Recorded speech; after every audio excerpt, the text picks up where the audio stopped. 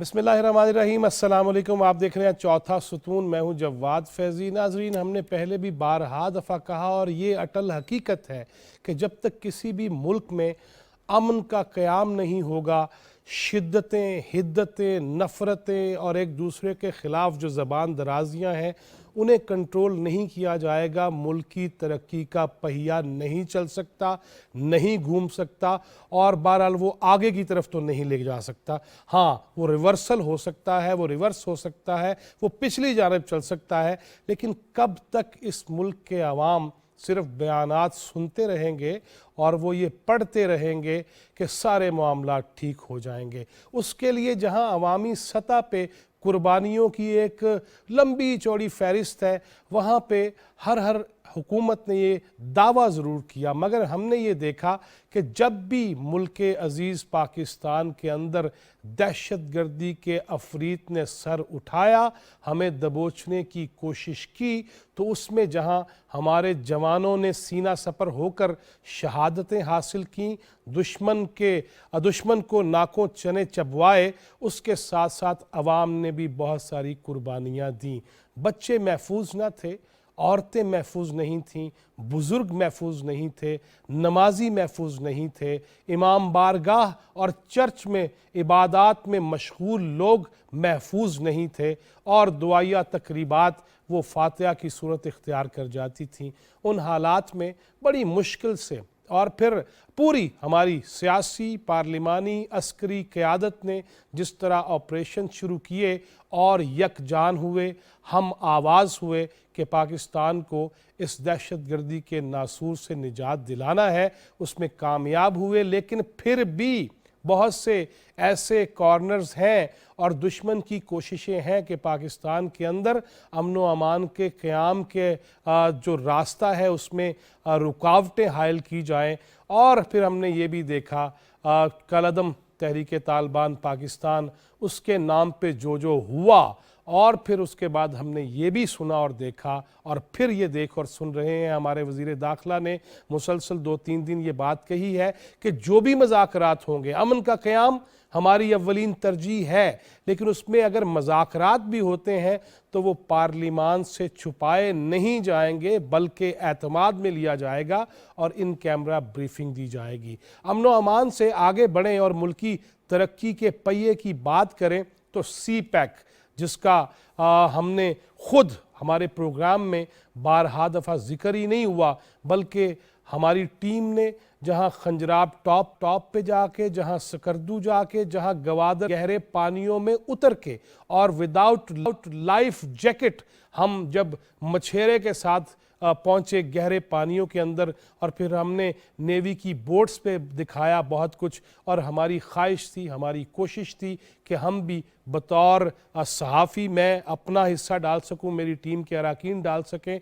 और कई दफ़ा एक्सीडेंट भी हुए, बीमार भी हुए, बहुत कुछ हुआ, लेकिन इस वतन अजीज़ के लिए तो जान कुर्बान कर देना भी कुछ नहीं है। कहाँ छोटी छोटे एक्सीडेंट, कहाँ छोटी छोटी बीमारियाँ, लेकिन आप स्क्रीन पे देख रहे होंगे कि हम हर जगह हमने पहुँचने की कोशिश की और ये बताया कि अगर मीडिया रियासत का है टेढ़ा ही सही, लेकिन चौथा सुतून है, तो उस पर भी उतनी ही जिम्मेदारी आयद होती है कि वो मुल्क की तरक्की के अंदर अपना हिस्सा अदा करे और वो मुल्क की बेहतरी में अपना किरदार अदा करे, और घर में बैठे हुए जो बच्चे, जो हमारी इज़्ज़त व इफ़्फ़त माएँ, बहनें, बेटियां ये प्रोग्राम्स देख रही हैं, उन तक भी ये आवाज़ पहुँचे कि मुल्क की तरक्की में कैसे अपना हिस्सा अदा किया जा सकता है। बर्फीले चट्टानें भी हमने देखी और फिर फिसलन भी देखी और फिर गहरे पानियों में भी हम उतरे। ये बताना इसलिए चाह रहे हैं कि जो मेरा मीडिया का दोस्त या जिसका तासुर ये है कि मीडिया सिर्फ नेगेटिविटी ही फैलाता है, हम उस तासुर को भी ज़ायल करना चाह रहे हैं, क्योंकि हमारे प्रोग्राम का नाम चौथा सुतून है। इसी तरह बहुत सारी बातें करने को दिल कर रहा है, लेकिन मैं अपना हिस्सा यहीं पे ख़त्म करता हूँ और अपने मुअज़्ज़िज़ जो मेरे गेस्ट हैं आज के पैनल पे, उनका तारफ़ कराया देता हूँ। تعارف کے محتاج نہیں ہیں، ایوان بالا کے رکن ہیں جناب سینیٹر رانا مقبول احمد. بہت شکریہ رانا صاحب آپ کے وقت کا. ہمارے ساتھ موجود ہیں اسکائپ پہ جناب جنرل ریٹائرڈ رضا محمد خان صاحب. آپ کا بھی بہت شکریہ جنرل صاحب آپ کے ٹائم کا. تھینک یو ویری مچ سر. اور ہمیں فون لائن پہ بھی جوائن کریں گے مختلف مہمان، اور اسٹوڈیو میں بھی ہم منتظر ہیں ایک مہمان کے. جب وہ آ جائیں گے تو ان کا تعارف کرا دیں گے. رانا صاحب آپ سے شروع کرنا چاہوں گا. آپ انسپیکٹر جنرل آف پولیس اور پھر آپ نے سارے امن و امان کے معاملات دیکھے. میں چاہوں گا پہلے یہاں سے شروع ہوتے ہیں کہ کس طرح، اگر ہم مذاکرات بھی کرتے ہیں لیکن حد فاصل تو ہے نا، ہم اپنے ملک کے آئین کے خلاف تو نہیں جا سکتے، اور ہم نے تو حلف بھی زیادہ اٹھائے ہوتے ہیں عام شہریوں کی نسبت. جو بھی رکن قومی اسمبلی ہو، رکن پارلیمنٹ ہو، وہ ایوان بالا ہی کیوں نہ ہو، تو اتنے حلف اٹھانے کے بعد ہمیں کس قدر ملک سے حب الوطنی کا ثبوت دینا چاہیے؟ شکریہ جواد صاحب. میں آپ جیسے دوستوں کو، آپ نے اپنی ٹیم کو اتنی ہمت سے، محنت سے، قوت ارادی سے لیڈ کیا اور مشکل گھاٹیوں میں گئے، پانیوں میں اترے، پہاڑوں میں اترے، خندقوں میں اترے. میں آپ کو سلام پیش کرتا ہوں آپ کی ہمت اور آپ کے عزم کو. یہ سارا معاملہ جو ہے یہ خلوص دل سے اور بغیر جذبوں کے نہیں ہو سکتا. آپ کے جذبوں کو سلام ہو. ابھی آپ نے جو بات کی ہے اس میں 2 دن پہلے وزیر داخلہ نے بھی اس چیز کو بڑا اچھی طرح کلیریفائی کیا تھا کہ جو بھی بات ہوگی وہ ایک تو سامنے لائی جائے گی، پارلیمنٹ میں لائی جائے گی، پارلیمنٹ کو کانفیڈنس میں لیا جائے گا، اور جو بھی بات ہوگی اصولوں کے اوپر طے ہوگی. اس میں کوئی چیز ایسی نہیں ہو جو خفیہ رکھی جائے. اور پھر انہوں نے آگے بھی اس کی تفصیلات بھی بتائیں کہ جو لوگ ان جرائم میں شریک تھے ایک ایک کا دیکھا جائے گا، انالیسس بھی کیا جائے گا، تجزیہ بھی کیا جائے گا، اور پھر اگر وہ ڈیزرو کرتے ہوئے اور پوری گارنٹی ہوئی تو پھر اس معاملے کو آگے بڑھایا جائے گا. کوئی ایسا نہیں کام ہوگا جو آئین اور اصول کے خلاف ہو. یہ نہیں ہے کہ ہم بالکل ہی اس میں کمپرومائز کر جائیں گے. بڑی اچھی شروعات ہے کہ اگر ایک ہمہ گیر امن کے لیے کوئی بھی طبقہ یا کوئی بھی ہمارا جو ملک کا جو عوام الناس میں سے کچھ لوگ ایسے ہیں جو مس گائیڈ ہو گئے تھے، اگر وہ سیدھے راستے پہ آ جائیں تو بڑی اچھی بات ہے. لیکن اس میں کوئی کمپرومائز نہیں ہوگا حکومت کی طرف سے. اور اس کے علاوہ جو آپ نے ابھی آپ خود فرما رہے ہیں، اور میں اس کو ذاتی طور پہ بھی دیکھتا ہوں کہ جب یہ چیزیں پارلیمنٹ میں آتی ہیں اور کچھ لوگ ایسے بھی ہوتے ہیں جو بڑے محنت کرتے ہیں اور ہر چیز کا تجزیہ کرتے ہیں، اس کے پروز اور کونس دیکھتے ہیں. اگر کوئی صحیح ڈائریکشن میں کام نہیں ہو رہا تو اس کو کرٹیسائز بھی کرتے ہیں، اور فیصلہ کرنے والے دوستوں کو روکتے بھی ہیں، ان کو اسسٹ بھی کرتے ہیں، سمجھاتے بھی ہیں. تو اس لیے میں سمجھتا ہوں کہ اس پہ آگے بڑھنا چاہیے، لیکن حدود و قیود کے ساتھ. یہ فری فار آل نہیں ہو سکتا. یہ تو جیسے میں نے عرض کیا ہے اکارڈنگ ٹو دی جو ہمارا بنا ہے ایک طرح سے ایس او پی، اس کو پوری طرح فالو کیا جائے گا اور ڈیویٹ نہیں کیا جائے گا. جنرل صاحب میں آپ کی طرف آتا ہوں. سر یہ فرمائیے گا کہ مسجد، مکتب، ممبر، محراب سے ہم نے ماضی میں جہاں فرقہ واریت کی آوازیں سنی، جہاں ایک دوسرے کو بلکہ کافر کافر کہتے ہوئے بھی ہماری زبانوں میں کوئی ہچکچاہٹ نہیں محسوس ہوتی تھی، اس ساری صورتحال میں کس طرح ایسے لوگوں کو جو جواز بھی فراہم کرتے ہیں، تراشتے بھی ہیں، ان کو ٹیکل کیا جائے گا؟ جی بسم اللہ الرحمن الرحیم. دیکھیں ہماری فوجی سیاسی قیادت پاکستان کی سلامتی اور خود مختاری اور آئین کی پاسداری کو مقدم رکھتے ہوئے جو بھی فیصلے کریں گے وہ صحیح ہوں گے اور اس کے اوپر میرے خیال میں عمل ہوگا. لیکن اگر کسی وجہ سے ٹی پی پی سے یہ جو جنگ بندی ہے یہ اگر ختم ہوتی ہے تو چاہے وہ ٹی پی پی ہو یا پی ایل اے کے لوگ ہوں یا را کے ایجنٹ افغانستان میں، ان سب کا جو ہے میرے خیال میں ان کو فوجی شکست دینا لازم ہوگا، چاہے اس کی کوئی بھی قیمت ہو. اور اس کے لیے میرے خیال میں پاکستان کے عوام اور میرے خیال میں فوج پاکستان بالکل تیار ہے. اور یہ میں آپ کو بتاتا چلوں کہ دیکھیں کہ ہماری جو امن کی کوششیں ہیں، ہمارے افغانستان میں جو لوگ بیٹھے ہیں اور جو پاکستان کی سرحدوں کے اوپر حملے کر رہے ہیں اور بے گناہ لوگوں کو شہید کر رہے ہیں، ان کو یہ بات چیت کا یہ جو پروپوزل ہے، اس کو ہماری کمزوری نہیں سمجھنا چاہیے۔ یس ہم صرف یہ کر رہے ہیں کہ امن کو ایک موقع دے رہے ہیں تاکہ یہ نہ کوئی کہے کہ بھئی ہم نے کوشش نہیں کی۔ اچھا، اب صورتحال یہ ہے کہ دیکھیں، یہ جو ٹی پی پی والے ہیں جتنے بھی ہیں، یہ دراصل پاکستانی شہری ہیں اور بغیر کسی پاسپورٹ کے، بغیر کسی ویزے کے، غیر قانونی طور پر افغانستان میں مقیم ہیں۔ تو ہونا تو یہ چاہیے کہ افغانستان کی حکومت ان کو فوراً ہمارے حوالے کرے اور وہ لوگ یہاں پہ آئیں اور ان کے اوپر جو مقدمات ہیں ان کا سامنے کریں۔ اگر ان کو جیل ہوتی ہے تو سزائیں کاٹے، اگر وہاں سے بری ہوتے ہیں تو ٹھیک ہے، وہ پھر یہاں پہ عام شہریوں کی طرح رہیں۔ وہ پاکستان کو کوئی ڈکٹیشن جو ہے وہ نہیں دے سکتے، اور ان کو آئین پاکستان کو ہر طرح سے مکمل طور پہ ان کو تسلیم کرنا پڑے گا، اور ان کو برابری کی بنیاد پر بھی جو ہے نا پاکستان کے ساتھ مذاکرات کی، میرے خیال میں کوئی ان کو اس پہ غلط فہمی نہیں ہونا چاہیے، کیونکہ یہ ایک ٹیررسٹ گروپ ہے اور یہ پاکستان جو ہے ایک پرامن ملک ہے، تو یہ برابری اس پہ کوئی نہیں ہے۔ لیکن چونکہ افغانستان کی حکومت نے چاہا ہے کہ بات چیت کو ایک موقع دیا جائے، تو میرے خیال میں یہ کوشش ہونی چاہیے، لیکن ساتھ ساتھ افغانستان کی حکومت کو اس بات کی ضمانت بھی دینی چاہیے کہ اگر امن کے معاہدے کے بعد پاکستان کے اوپر دوبارہ حملے ہوتے ہیں تو ان کے وہ ذمہ دار ہوں گے، اور پاکستان کو یہ حق حاصل ہوگا کہ وہ جس طرح مناسب سمجھے ان کے خلاف جو ہے وہ کارروائی کرے۔ ساتھ ساتھ یہ لازم ہے کہ پاکستانی افواج اور قوم وہ چوکندہ رہے۔ جو پاک افغان بارڈر ہے اس میں تھوڑے سے گیپ ابھی بھی ہیں، اس کے اوپر تیزی سے انشاءاللہ کام ہو رہا ہے، وہ شاید بہت جلدی مکمل ہو جائے، لیکن جو پاک ایران بارڈر ہے اس میں ابھی بہت زیادہ گیپس ہیں، اس کے اوپر میرے خیال میں صرف 40% کام ہوا ہے، تو اس کو بھی تیزی سے مکمل کرنا پڑے گا اور اس کو بجٹ بھی کرنا پڑے گا۔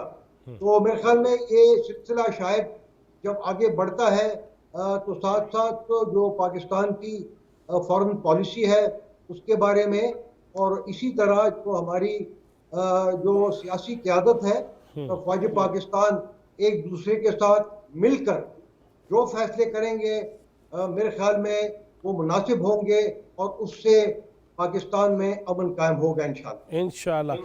رانا صاحب یہ فرمائیے گا کہ جس طرح وہ دل یزداں میں کھٹک رہا ہے نا سی پیک بھی، اور اس کو اندرونی طور پہ بھی بیرونی طور پہ بھی کچھ اپنے کچھ بیگانے، پہلے معاہدے لیٹ کروائے، دھرنے تھے، پھر اس کے بعد میں سچی بات بتاؤں، دل سے یہ بات کہہ رہا ہوں رانا صاحب اور جنرل صاحب، واللہ میں یہ بار بار سنانا نہیں چاہ رہا، لیکن جس طرح ہم نے ایک خواب بنا، اس کی تعبیر ڈھونڈنے کی کوشش کی، اور اس کے بعد ہم نے یہ دیکھنے کی کوشش کی کہ اللہ کرے کہ جلد از جلد یہ سارا معاملہ اس طرح سامنے آئے، اور گوادر کے گہرے پانیوں میں جس طرح ہم نے یہ دیکھا کہ اللہ نے اس قدر نعمتوں سے نوازا ہے پورے پاکستان کو ہی، اور چوٹیوں سے لے کے گہرے پانیوں تک، لیکن یہ جو رکھنے پڑے، اور اب اس پہ آج بھی وزیر اعظم جناب میاں شہباز شریف وہ گوادر میں تھے اور بریفنگ بھی تھی، اور پھر انہوں نے بہت سارے ایسے اعلانات بھی کیے جس سے ایک دفعہ پھر تن مردہ میں جان پڑ رہی ہے۔ تو رانا صاحب پھر دشمن تو پھر سازش کی کوشش کرے گا، ہمیں بحیثیت مجموعی کیسے اس کا مقابلہ کرنا ہے؟ دیکھیں جی، یہ اتنا بڑا پروجیکٹ ہے کہ جیسے کہا جاتا ہے گیم چینجر ہے۔ ایک تو یہ ہے کہ اس سے پورا فائدہ نہیں اٹھایا گیا۔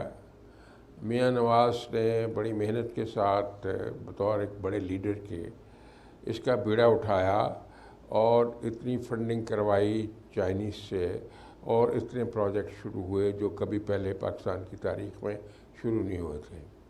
اس میں چلو ہندوستان کی تو ایک فطرت بھی ہے، اس کا پلان ہمیشہ رہتا ہے کہ پاکستان کو سٹیبلائز نہ ہونے دیا جائے، اور پہلے اٹامک پاور تو ہے، وہ بھی آپ کو پتہ ہے یہ 1998 میں میاں نواز شریف نے جب وہ ڈیٹونیشنز کی، دھماکے کیے اور پاکستان کو وہ ڈیفنس امپریگنیبلٹی حاصل ہوئی جس سے یہ ملیٹریلی انونسبل ہو گیا.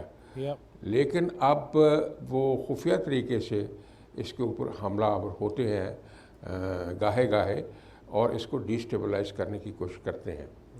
اس سے بڑھ کے افسوس کی بات یہ ہے کہ ہمارے نادان دوست ہیں، جیسے مجھے یاد ہے کہ وہ انڈسٹریلسٹ ہیں، انہوں نے وہ منسٹر کامرس تھے، انہوں نے اس کے بارے میں بیان چائنیز بڑے حساس ہیں اپنے معاملات کے بارے میں، تو انہوں نے رزاق داؤد نے یہ بیان داغ دیا اور طرح طرح کی شکوک و شبہات کا اظہار کیا، اور اسی طرح اسد عمر صاحب نے اور باقی لوگوں نے، سابقہ وزیر اعظم نے بھی مختلف طریقوں سے اس کے اوپر منفی طور پہ اثر انداز ہونے کی کوشش کی.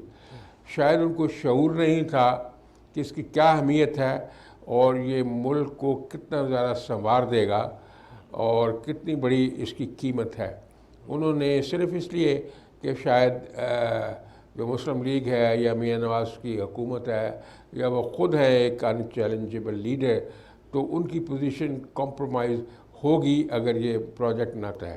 یہ درست فیصلہ نہیں تھا ان کا، اس کے ہمیں بڑے نقصانات ہوئے، اور چائنیز نے مختلف طریقوں سے کنوے بھی کیا، ہماری لیڈرشپ کو بھی انہوں نے کنوے کیا کہ دیکھو یہ لوگ ہمارے ساتھ کیا کر رہے ہیں، ہم کتنے مخلص ہیں اور یہ کیا کر رہے ہیں.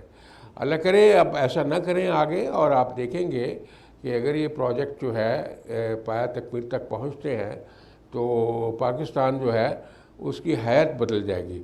خطرہ یہ ہے جو پاکستان کی انٹائر پاکستان فورسز ہیں کہ یہ ملیٹریلی تو انونسبل ہے ہی، اگر یہ اکنامک پاور بن گیا تو پھر ہم کیا کریں گے.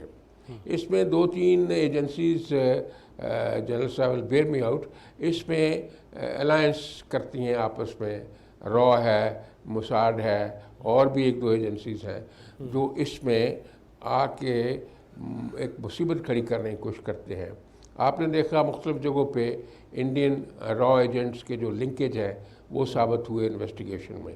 تو اس لیے یہ خطرہ جو ہے اس کو مقابلہ کرنے کے لیے آف کورس آپ کی جو انٹیلیجنس ہے اس کو گیلونائز کرنا پڑے گا آپ کو، اور ساری کوآرڈینیشن کرنی پڑے گی، اپنی کامبیٹ کیپیبلٹی کو انٹیکٹ رکھنا پڑے گا، اور بہت زیادہ ویجیلنس کی ضرورت ہے جس میں کمیونٹی کا اپنا رول ہے، ایجنسیز کا اپنا رول ہے، باقی سٹیک ہولڈرز کا اپنا رول ہے. باہر ایک یہ کروسیڈ کی کیفیت ہے، اور میرا یقین ہے انشاءاللہ جیسے پہلے آپ نے دیکھا کہ ٹیررزم ایک قیامت برپا کر رہا تھا، لاہور میں کتنے دھماکے ہوتے تھے، لیکن جو ٹیررسٹوں کا حال ہوا وہ بھی ان کو پتہ ہے کہ کیا ہوا ہے. جو مختلف جو آرگنائزیشن ہیں ان کے ہاتھوں، پولیس کے ہاتھوں، سی ٹی ٹی کے ہاتھوں، آرمی آرگنائزیشنز کے ہاتھوں انہوں نے ظلم تو کیے ہیں، لیکن دے ہیو پیڈ تھرو نوز. تو اس لیے میں سمجھتا ہوں ہمارے پاس کیپیبلٹی بھی ہے، سکلز بھی ہیں، اور جرأت و ہمت بھی ہے. تو انشاءاللہ بڑی کامیابی سے اس کو کر لیا جائے گا. لیکن جو ہمارے پولیٹیکل دوست ہیں، جیسے میں نے ابھی پی ٹی آئی کے لوگوں کی بات کی ہے، ان کو ہوش کے ناخن لینے چاہیے، اور جو ملک کی بڑی کاز ہے اس میں ایک دوسرے کے ساتھ تعاون کرنا چاہیے. صرف اپنے ذاتی مقاصد کے لیے ٹانگیں نہیں کھینچنی چاہیے. یہ ایک اصول ہے جس کو طے کر لینا چاہیے. رانا صاحب آپ واپس آؤں گا جنرل صاحب سے، پہلے میں یہ چاہوں گا ہمارے ساتھ فون لائن پہ ہیں سابق اعلیٰ گلگت بلتستان جناب حفیظ الرحمان. السلام علیکم حافظ صاحب. جی والسلام صاحب. اللہ کا شکر ہے. حافظ صاحب میرے ساتھ آج مہمان ہے جنرل ریٹائرڈ رضا محمد خان صاحب اور سینیٹر رانا مقبول احمد صاحب. لیکن آپ کو یہ زحمت اس لیے دی ہے کہ ان دنوں جب یہ سی پیک کا آغاز ہوا اور مجھے بھی آپ کے ساتھ بہت ساری جگہوں پہ جانے کا اتفاق ہوا اور ہماری ٹیم کو آپ نے دیکھا بھی، اب دوبارہ آج پھر جو ہم دیکھ رہے ہیں، اس سے پہلے بھی شہباز شریف صاحب گئے گوادر، آج پھر وہاں پہ موجود تھے اور انہوں نے بہت سارے ایسے اعلانات کیے. یہ دشمن نہیں چاہتا ہماری ترقی ہو، تو کیسے بحیثیت مجموعی ہم یہ میسیج دیں گے کہ ہمارے جوان بھی چوکنا ہیں، ہمارے ادارے بھی متحرک ہیں، فعال ہیں، عوامی سطح پہ بھی ہمیں یہ جو چھوٹی چھوٹی 1.5 اینٹ کی مسجدیں اور ملک کے معاملات کو خراب کرنے کی سیاست ہے، اس سے کیسے رکنا ہوگا؟ فیض صاحب شکریہ آپ کے ساتھ بیٹھے ہوئے گیسٹ کو بھی سلام میری طرف سے. یقیناً جو اس وقت ہمارے ملک کی جو صورتحال نہیں ہے، کی طرف میں دیکھیں تو ایک بہت زبردست صورتحال کو سامنے رکھتے ہوئے ایک نیشنل ایکشن پلان بنا تھا اور اس میں قائد محترم نواز شریف صاحب نے پوری قوم کو یکجا کیا ہے. لیکن اس سے پہلے بھی یہ یاد رکھیں کہ جنرل پرویز مشرف کے زمانے میں بھی ہمارے ٹیررزم لڑے تھے لیکن ہمیں وہ کامیابی یہ نہیں مل رہی جو پولیٹیکل سپورٹ تھی جو آپ کی تائید چاہیے وہ نہیں. تو 2013-14 میں جب نیشنل ایکشن پلان بنتا ہے ملک کی نیشنل لیڈرشپ جو ہے وہ اس کرائسس کے دوران اپنی پولیٹیکل اونرشپ لیتی ہے اور ایک پیٹرن پہ آ دیتی ہے. اور اس کے بعد میرے اپنے علاقے کو مثال دیں گے جہاں پہ فرقہ فسادات دہشت گردی میں یہاں پہ مجھ سے پچھلی گورنمنٹ جو تھی نون لیگ سے پہلے تو 300-400 لوگ قتل ہوئے تھے. یہ علاقے دنیا سے نظروں سے اوجھل ہو چکا ہے. تو اس کی نیشنل ایکشن پلان سے ہم سب نے مل کے عمل درآمد کیا مرکز میں اور آج سے 5 سال ہو گئے جو کہ بلوچستان میں آپ دیکھتے ہیں کہ یہاں پہ ایک ہی دہشت گردی کا واقعہ دور میں نہیں ہوا. اب جو آپ نے پیغام جو بنایا ہے اس کے لیے ضروری یہی ہے کہ ہمارا جو ملک کی سلامتی ہے بیرونی جارحیت کے لحاظ سے وہ ایٹمی دھماکوں نے اور نواز شریف صاحب کے 28 کے فیصلے نے تو ملک کو اس حوالے سے محسوس کر دیا. اب دشمن کی سازش یہ ہے کسی بھی طرح ملک کے اندر کیسی انتشار پیدا کیا جائے معاشی طور پر ہمیں کمزور کیا جائے اور سیاسی طور پہ پولرائزیشن کی جائے کہ جس کے بعد کیسی لیڈرشپ آپس میں بیٹھ سکے جس ایجنڈے پہ عمل کر رہے ہیں. اور انہوں نے دیکھیں 4 سال میں ایک طے کر کے آیا تھا کہ میں کو رکواؤں گا. 4 سال میں انہوں نے رکوانے میں وہ کامیاب ہوا. ایک پروجیکٹ پیچھے کا نہیں ہوا.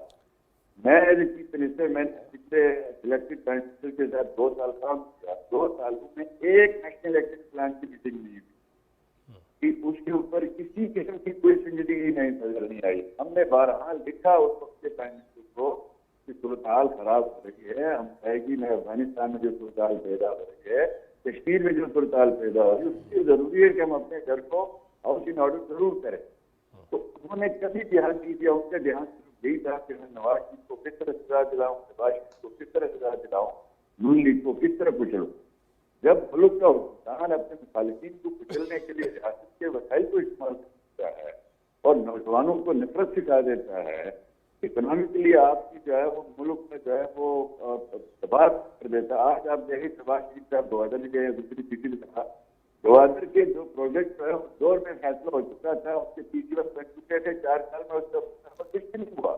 اس کے بعد آج 4 سال قوم کے ضائع بھی ہو گئے, قوم کو تقسیم بھی کر دیا گیا, معاشی لحاظ سے میں کمزور بھی کیا گیا اور سفارتی لحاظ سے میں کمزور کیا گیا. لہٰذا اب وقت کا ضرورت ہے کہ خان صاحب کی کو فیس کر کے فیصلے نہ کیے جائیں.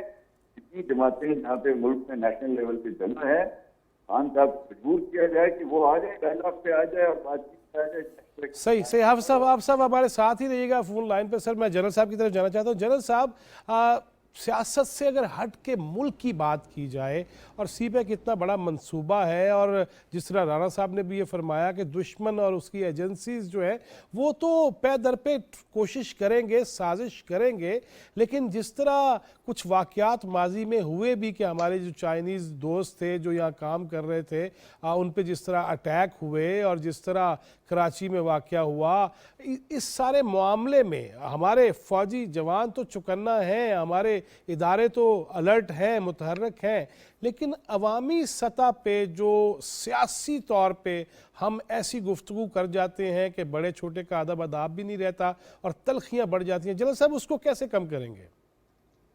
دیکھیں بات یہ کہ پاکستان میں جب تک سیاسی استحکام نہیں آئے گا تو معاشی استحکام جو ہے وہ بڑا ایک مشکل ٹارگٹ بن جاتا ہے. اچھا آپ نے بات کی سی پیک کے سیکیورٹی کے لیے, تو اس کے لیے تو ایک اسپیشل سیکیورٹی ڈویژن ہے, لیکن میرے خیال میں حال ہی میں پاکستان اور چین کی حکومت نے یہ مشترکہ فیصلہ کیا ہے کہ اس کی سیکیورٹی کو دونوں ممالک مل کر اس کو یقینی بنائیں گے انٹیلیجنس شیئرنگ سے, اور بہت سارے اور جتنے بھی سٹیپس ہیں اس سے جو ہے نا مل کر کریں گے. میرے خیال میں جو سی پیک کی سیکیورٹی کی قیمت ہے वो प्रोजेक्ट का हिस्सा होना चाहिए, इसलिए कि हमारी माली हालत ऐसी नहीं है कि इसका खर्चा सिर्फ हुकूमत पाकिस्तान उठाए, तो वो भी मेरे ख्याल में एक पॉइंट उसके साथ बनता है। अच्छा, अब सीपेक को देखें, अक्रॉस द पॉलिटिकल डिवाइड इसको सियासी, अवामी, हुकूमती, अस्करी हिमायत हासिल है, लेकिन मेरे ख्याल में अवामी हिमायत जो है, खुसूसन जो बलूचिस्तान के अवाम की हिमायत है, वो ज़्यादा ज़रूरी है। और इस लिहाज से प्राइम मिनिस्टर साहब का अभी जो दौरा हुआ है, जिसमें उन्होंने अवामी मफाद के बहुत सारे ऐलानात किए हैं, उसका बहुत एक पॉजिटिव इम्पैक्ट होगा। हालांकि ये एक कॉर्पोरेट सोशल रिस्पॉन्सिबिलिटी का हिस्सा होना चाहिए।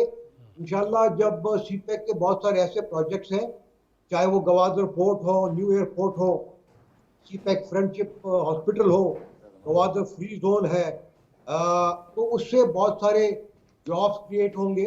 और वहाँ पे जो सबसे बड़ा सीरियस प्रॉब्लम था वो एनर्जी का था, और इस वक्त वो सारा मामला जो है जनरेटर्स के ऊपर चल रहा था, और जो कोल पावर प्रोजेक्ट था $550 मिलियन का, वो कहीं अगले साल के एंड में मुकम्मल होगा। तो ये जो अभी ईरान के साथ एक फौरी मुआहिदा हुआ है उनसे इलेक्ट्रिसिटी इंपोर्ट करने का, उसमें जो गवादर के अवाम है उनको भी फायदा होगा, और ये जो वहाँ पे प्रोजेक्ट चल रहे हैं उसमें भी मजीद इम्पिटस आएगी। तो इस तरह के मेरे ख्याल में अवामी मफाद के प्रोजेक्ट्स को भी प्रायोरिटी देनी चाहिए, और जब ये हिमायत बढ़ेगी तो इंशाल्लाह इसकी प्रोजेक्ट्स की, डेवलपमेंट प्रोजेक्ट्स की स्पीड भी इंशाल्लाह आइंदा बढ़ेगी। सही। हाफिज साहब आपकी तरफ आऊँगा, क्योंकि उसको छुट्टी ना मिली जिसने सबक याद किया, आपको सबक भी याद है लेकिन छुट्टी भी देंगे। हाफिज साहब, आपके दौर में एक डैम के हवाले से चौकीदारे की बात हुई थी, बहुत एक शख्सियत ने कहा था मैं खुद चौकीदारी करूँगा, वो क्या बना सारे मामले का? जी देखिए, अफसोस है जब इस न्यूज़ के ऊपर जो दिया गया, हमारी सुप्रीम कोर्ट ऑफ पाकिस्तान में साकिब निसार जैसे लोग भी आकर करे, लेकिन साकिब निसार ने मुझे बुलाया एज ए चीफ जस्टिस, वो अपनी चैम्बर में बुलाया, अपनी पार्टी की इजाजत से मुझसे मिलने के अपने लीडरशिप में उन्होंने दो चीजें मेरे सामने रखी। एक तो कहा कि मुझे वहाँ एक जज लगाना है जी में, सुप्रीम अपीलेट कोर्ट का चीफ जस्टिस राणा शरीफ साहब जो रिटायर हो गए थे, तो उसकी जगह में उन्होंने जज मैनेजर भी उसकी एक कैंसर भी अपने आप को निजाम में आईनी निजाम नहीं है, तो मैंने कहा कि ये तो नवाज शरीफ ने गिलगित बल्तिस्तान के जो निजाम किया उसके अंदर कैंसर साल सुप्रीम कोर्ट ऐसे के सुप्रीम कोर्ट ऑफ पाकिस्तान के मुताबिक कैंसर से ज्यादा कोई नहीं होगा। तो उन्होंने कहा नहीं जी, मैं तो प्राइम मिनिस्टर इमरान को कहूँगा, मैं प्राइम मिनिस्टर को कहूँगा कि ये 65 से 70 कर देगा। क्या जुल्म करते हैं?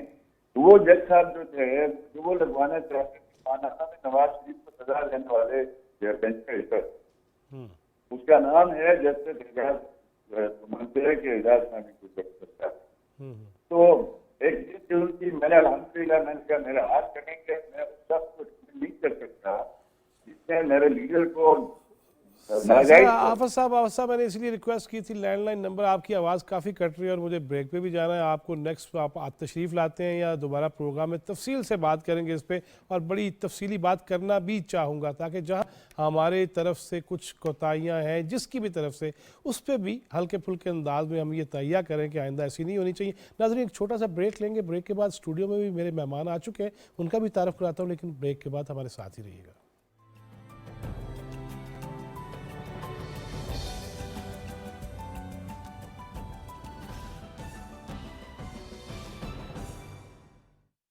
सीनियर सहाफ़ी जाहिद फारूक मलिक की ज़ेर इदारत जुड़वा शहरों से शाया होने वाला पहला मुकम्मल मकामी अखबार रोजनामा मेट्रो वॉच कामयाबी के मुसलसल 11 साल पूरे कर रहा है। रोजनामा मेट्रो वॉच आपको न सिर्फ मकामी, सियासी, तिजारती, खेलों की खबरों से आगाह रखता है, बल्कि मुल्की और बैनुल अक़वामी खबरें भी तरजीही बुनियादों पर छापता है। आज ही अपने हॉकर से अपनी कॉपी सब्सक्राइब करवाएं, जबकि दौरे जदीद के ऐन तकाज़ों को मद्देनजर रखते हुए आप मेट्रो वॉच को यूट्यूब, फेसबुक, ट्विटर समेत इसकी वेबसाइट www.metrowatch.com.pk पर भी विजिट कर सकते हैं। आलमी बरतरी के लिए बड़ी ताकतों की लड़ाई हो या फिर अमन मुआहदों की सफबंदी, मईशत में उतार चढ़ाव हो या फिर दुनिया भर में बढ़ती महंगाई, हम रखते हैं आपको बाखबर। टेक्नोलॉजी की दुनिया में होने वाली नित नई इजादात हो या मौसमियाती तगय्युरात की वजह से होने वाली तब्दीलियाँ, इल्म व अदब, तहकीक व जिद्दत, सोशल मीडिया के नित नए आलात या फिर दुनिया भर से हों दिलचस्प व अजीब खबरें, हम पहुंचाते हैं आप तक हर खबर। मैं हूं आपके साथ आपकी मेज़बान आसमा इकबाल और हम लाते हैं दुनिया भर से खबरों और तज्जियों का मुश्तमिल प्रोग्राम दुनिया के साथ सिर्फ ETV न्यूज़ पर।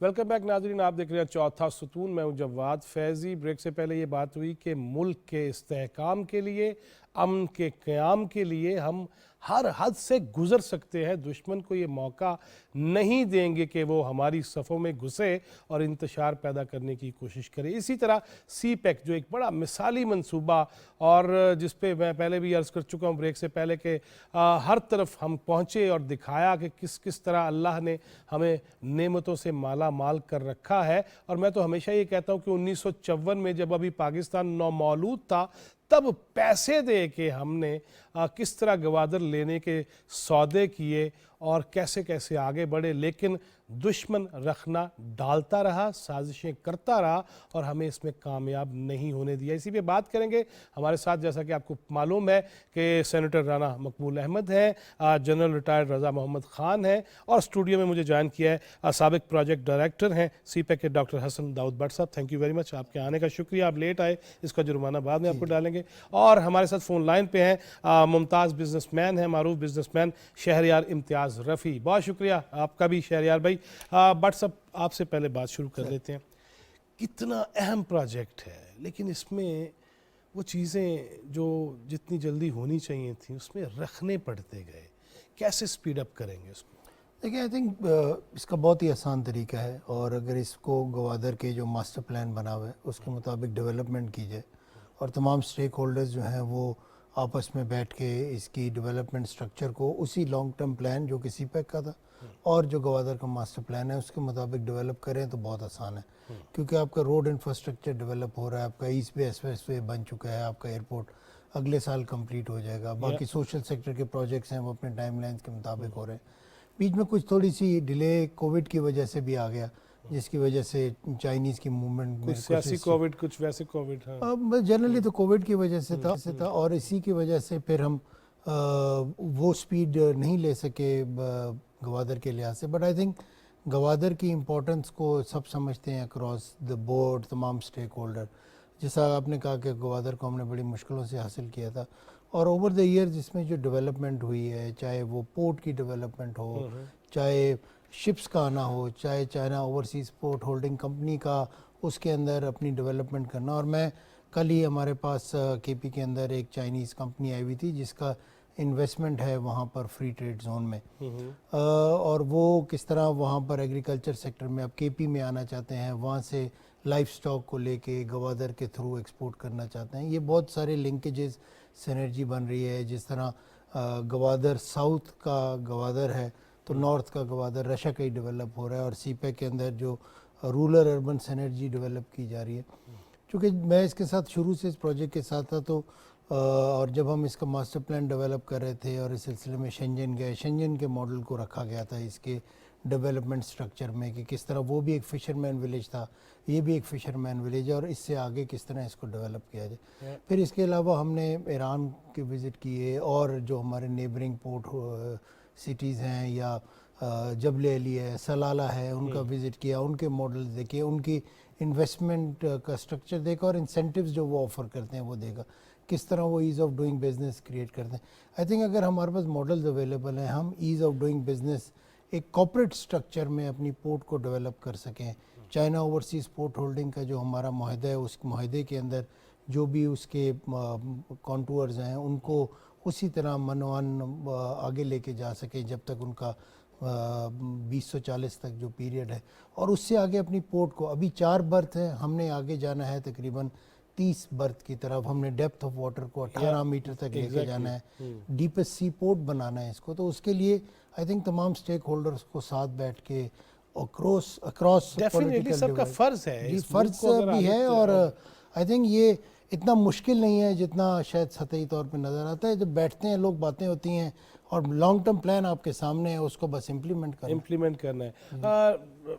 शहरयार इम्तियाज़ रफ़ी साहब, आप सुन पा रहे हैं मुझे?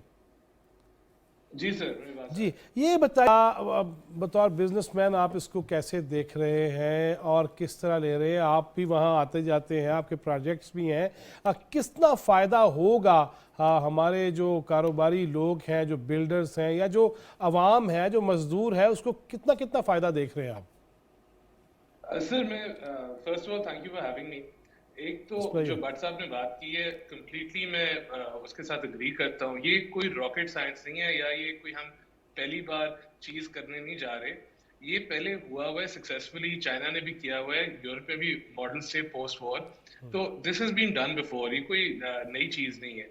इसका ये हमारा जो फोकस एक एज अ बिजनेसमैन, मैं तो वहाँ हूँ ऑलरेडी, मैं प्रेजेंट हूँ और मैं वैसे आपको बता सकता हूँ कि वहाँ इतनी अच्छी अपॉर्चुनिटी कि पाकिस्तान के तमाम जो बड़े बिजनेस हाउसेज हैं उन्होंने पोजीशन ली हुई है ग्वादर के अंदर। उन सारों को they can smell the opportunity, जिस तरह हम कहते हैं बिजनेस में। तो वो इसके लिए प्रॉब्लम हमें सिर्फ आती है तब गवर्नमेंट बिजनेस की तरह अनफॉर्चुनेटली ऑपरेट नहीं करती। वो उसका एक अपना एक प्रोसेस होता है, ब्यूरोक्रेटिक प्रोसेस होता है, कभी हॉट होती है कभी कोल्ड होती है। इसको सीपैक को हम देखते हैं एज अ गेम चेंजर, जैसे राणा साहब ने पहले फरमाया था कि ये आपका कुछ बिजनेस देखता है इकोनॉमिक एक्टिविटी किस चीज कैसे जनरेट होती है। दो चीजें बहुत अहम होती हैं, एक आपकी होती है कनेक्टिविटी, दूसरी आपकी होती है सेंटिमेंट।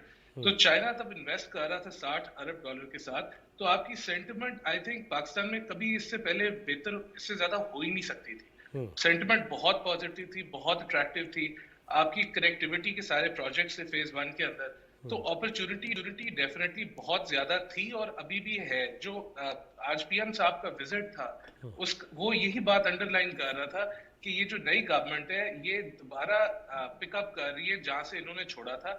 और ये शॉक्ड थे, मैं जो देख रहा था इनकी रिएक्शंस जो वीडियोस पे नजर आ रही थी कि वो एक्चुअली शॉक्ड थे कि पिछले 3 सालों पे काम ऐसे बिल्कुल भी प्रोग्रेस नहीं किया जिस तरह वो एक्सपेक्ट कर रहे थे होगा। तो वो एक नए चार्ज के साथ आए, वो उनको पता है उनके पास टाइम थोड़ा है, उन्होंने डिलीवर करना है। And luckily they are of infrastructure mindset कि उनको समझ है कि इंफ्रास्ट्रक्चर की क्या वैल्यू होती है to the economy, to the local people, to the business community at large in your country. या राणा साहब आपकी तरफ वापस आता हूँ जी। थोड़ा सा इसको यूँ देखिए, मैं भट्ट साहब से भी पूछूंगा, जनरल साहब से भी पूछूंगा कि वाटर ब्रेक प्रोजेक्ट भी है, दीगर चीज़ें भी हैं। राणा साहब मैं वहाँ गया ना जी, एक बहुत बड़े हम वो बेड़े में चले गए अपनी जान की परवाह किए बगैर, और वहाँ पे मुझे उन्होंने बताया, वो अभी हिस्सा होगा कहीं ना कहीं प्रोग्राम्स पड़े होंगे, उसमें उन्होंने बताया कि यहाँ ऐसी नायाब वो जो समंदरी हयात है ना, और न जाने क्या कुछ है इसमें। और वहाँ तो हमें डर इसलिए भी लगा कि जब उन्होंने बताया कि इस बेड़े से भी बड़ा कोई बला निकलती है और आती है और जाती है और हम 6 दफ़ा कलाबाजियाँ खा जाते हैं, इस कदर चीज़ें मौजूद हैं। लेकिन मुझे जब ये कहा जाता है किसी सियासी इख्तलाफ के बायस कि देखें जी पाकिस्तान को गिरवी रख रहे हैं या इस पर ये हो जाएगा, इसको कैसे टैकल करेंगे, कैसे काउंटर करेंगे और हकीकत क्या है? जवाद साहब, जो आपका प्राइम मिनिस्टर है उसकी काबिलियत और मेहनत और डेडिकेशन में कोई शक नहीं है। कल उन्होंने एक्सक्लूसिव मीटिंग की मुस्लिम लीग के सेनेटर्स के साथ, यस्टरडे 10 o'clock, 1.5 घंटा तक उन्होंने गुफ्तगू की। जो जज्बा है, जो सोच है, जो डिवोशन है और जो लेवल ऑफ क्रिएटिविटी है, उससे दिल खुश होता है। ये जो लीडरशिप है आपकी, ये मीनिंगफुल काम करने वाली है। They will not play to the gallery, they will work hard. जैसे अभी भट्ट साहब ने कहा, दोनों भट्ट साहबान ने, कि वहाँ जो मेहनत हो रही है, इसको इन्होंने कल भी बात हुई कि ज़ाती तौर पर सुपरवाइज़ करना है, इसको देखना है, इसके पीछे लगे रहना है और फॉलोअप करना है। جو آپ کو یاد ہے وہ چائنیز جو کہتے تھے کہ شہباز شریف سپیڈ اور پنجاب سپیڈ، اس کا عملی مظاہرہ ہوگا. نو ڈاؤٹ باقی جو ہمارے پولیٹیکل سٹیک ہولڈر ہیں ان کی کوآپریشن کی تو ہر وقت ضرورت ہوتی ہے، لیکن باقی جو لوگ ہیں وہ سارے دعا گو ہیں کہ اس ملک کی اللہ خیر کرے اور اس میں ترقی ہو، نشو و نما ہو. اور میں سمجھتا ہوں there is a great beacon of light at the end of the tunnel, اور اتنے خزانے ہیں اس ملک کے پاس کہ دنیا حیران رہ جائے گی جب یہ ترقی جو it will develop itself by leaps and bounds. لیکن بات صرف جیسے بھی جلال صاحب بھی کہہ رہے تھے کہ پولیٹیکل اسٹیبلٹی کی ہے، وہ ہمیں انشور کرنی ہے. وہ انشاءاللہ انشور ہو جائے گی. بائی اینڈ بائی جو پولیٹیکل رکھنا ڈالنے کی کوشش کرتے ہیں وہ اپنی طاقت کھوتے جائیں گے، کیونکہ عوام الناس یہ چاہتے ہیں کہ یہ ملک ہمارا ہے، ہماری آئندہ یہ ترقی کرے.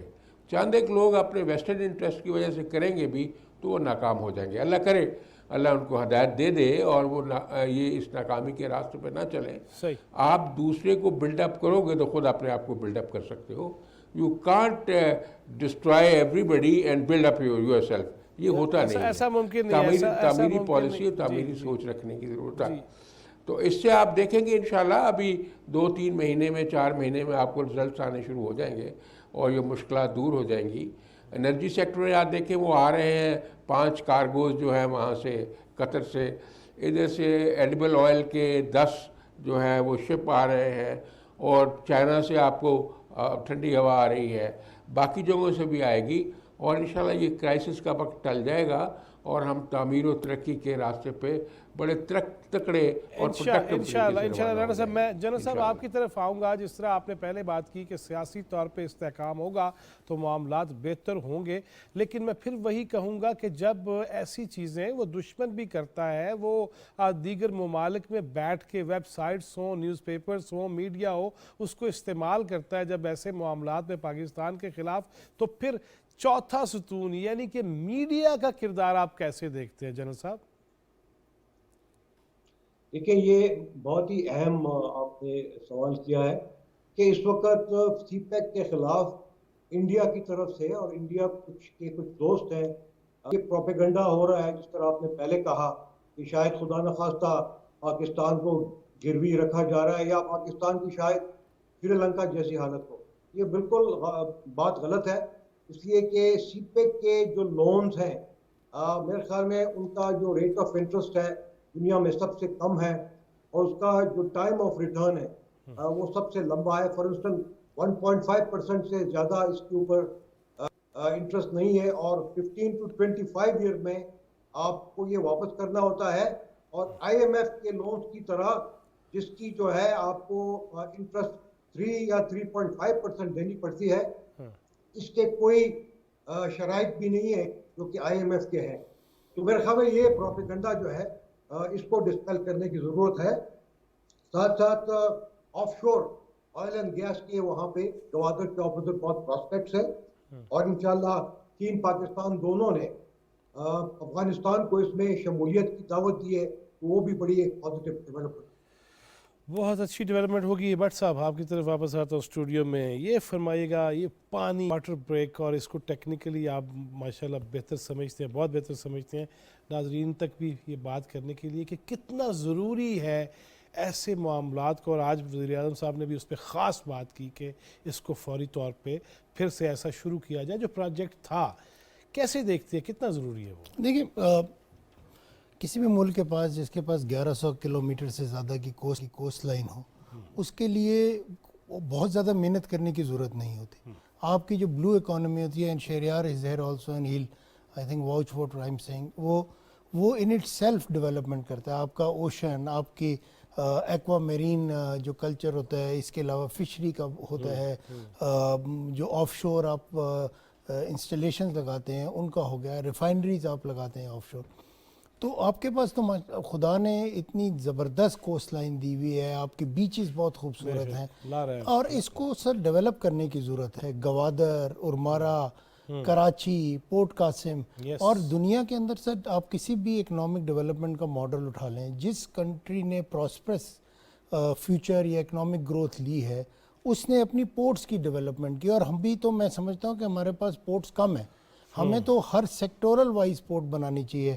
انرجی کے لیے پورٹ قاسم, لاجسٹکس کے لیے آپ کراچی کو یوز کر لیں, اور مارا کو میری ٹائم سیکٹر کے لیے یوز کریں, گوادر کو ایک اسپیسیفک رول دیں, اس پورٹ کو اسی طرح ڈیولپ کریں, شپ یارڈز بنائیں, اور اس طرح آپ کی اکنامک گروتھ آرام سے ہو جائے گی.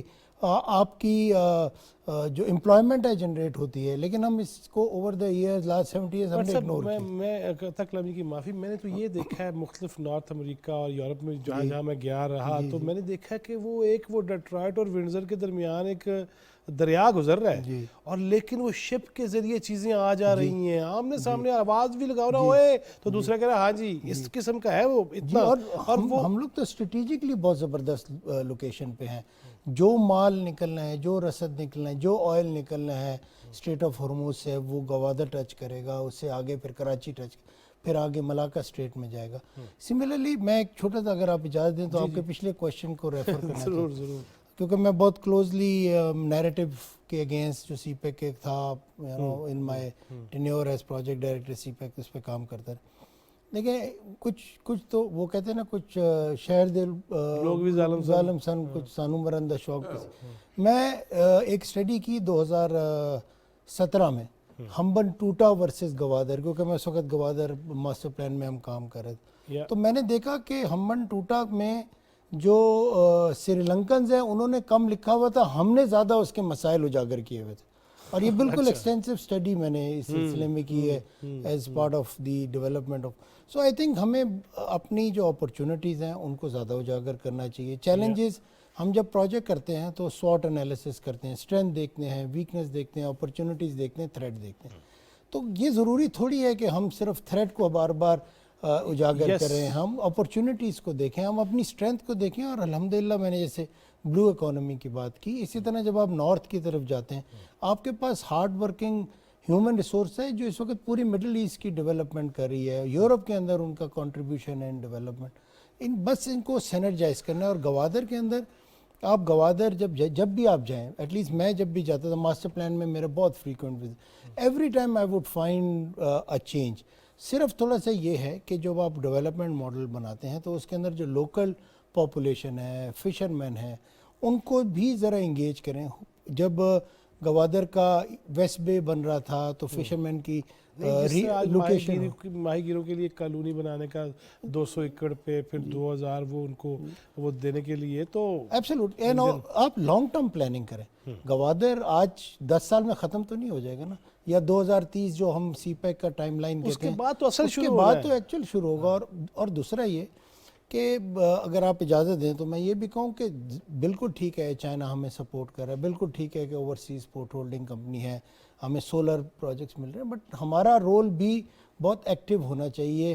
کس طرح ہم اپنے ڈیولپمنٹ فنڈ سے, اپنے پروونشل ADP سے گوادر کی ڈیولپمنٹ, اور تھوڑا سا اگر کوئی نارتھ ساؤتھ ڈیوائڈ ہے ان ٹرمز آف, تو اس سے آپ دیکھیے گا کہ جب گوادر ڈیولپ ہوگا, جس طرح شینجن ڈیولپ ہوا تو گوانگجو بھی ہوا, اس سے پوری eastern belt of China develop ہوگی, شنگھائی ڈیولپ ہوا, اس سے اب آج ویسٹ کی طرف ارومچی کی طرف وہ ڈیولپمنٹ لے کے جائیں. اس کو انک اسپاٹ ڈیولپمنٹ کہتے ہیں, اور چائنیز اس پہ بہت بات کرتے ہیں. آئی تھنک ہمیں بھی یہ سوچنا چاہیے کہ جب گوادر ڈیولپ ہوگا تو لسبیلا ڈیولپ ہوگا, لسبیلا ڈیولپ ہوگا تو اس کے ایڈجوائننگ ڈسٹرکٹس ہوں گے. ایک چیز میں آپ کے پروگرام سے ضرور کہوں کہ اگر ہم گزرے ہوئے دن بھی بجلی وہاں پہ لا سکیں تو ہم لے آئیں.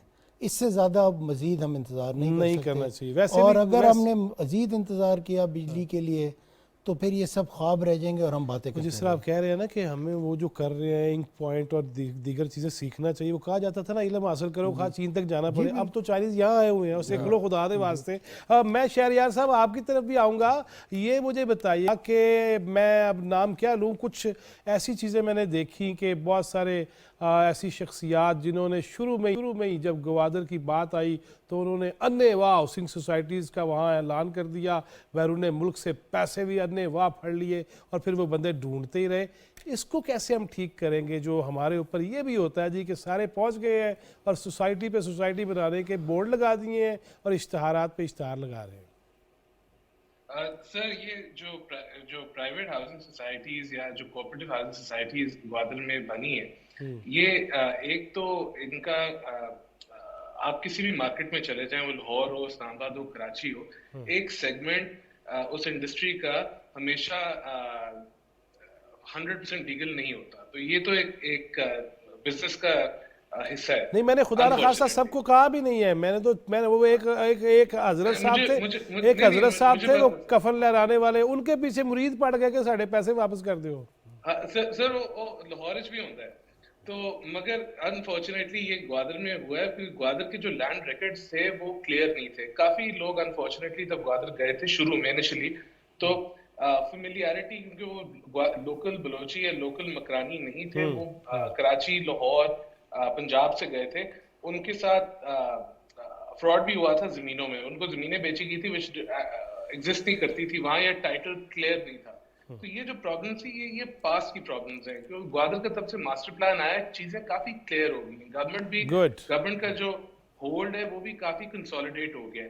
جیسے بٹ صاحب ارلیئر بات کر رہے تھے، انکریجمنٹ جو پرائیویٹ سیکٹر ہوتا ہے سر، وہ اور اس کو گروتھ اس کی ہمیشہ آرگینک ہی ہوتا ہے. آپ پرائیویٹ بندے کو کھینچ کر نہیں لا سکتے کہ ادھر آ. پرائیویٹ بندہ ہمیشہ خود آتا ہے. پرائیویٹ لوگوں کو چاہیے ہوتا ہے ایک فریم ورک جس کے اندر ان کو نظر آ رہا ہے کہ میں یہاں آپریٹ کر سکتا ہوں، میری ٹیکسیشن بھی. ایگزیکٹلی شہریار بھائی، thank you very much. Rana صاحب بہت شکریہ، جنرل صاحب مشکور و ممنون ہوں. بٹ صاحب آپ کا بھی بہت شکریہ. اگر وقت ہوتا، اور سچی بات ہے، میں کوشش کروں گا کہ بات کر کے کل بھی اگر اسی پہ ہی کریں. میرا یہ محبوب ترین ٹاپک ہے کیونکہ مجھے اس وطن سے محبت ہے. کہا گیا حب الوطنی شطر الایمان، وطن سے محبت ایمان کا حصہ ہے. اللہ کرے کہ باقی تو نہیں لیکن اس ایمانی تقاضے کو ہم پورا کر لیں تو بڑا کچھ حاصل کر سکتے ہیں. اللہ تعالیٰ پاکستان کو سلامت رکھے، دشمنوں سے محفوظ رکھے، اور ہمیں ایک دوسرے کے لیے آسانیاں تقسیم کرنے والا بنائے. جواد فیضی، چوتھا ستون ٹیم کو دیجیے. اللہ نگہبان.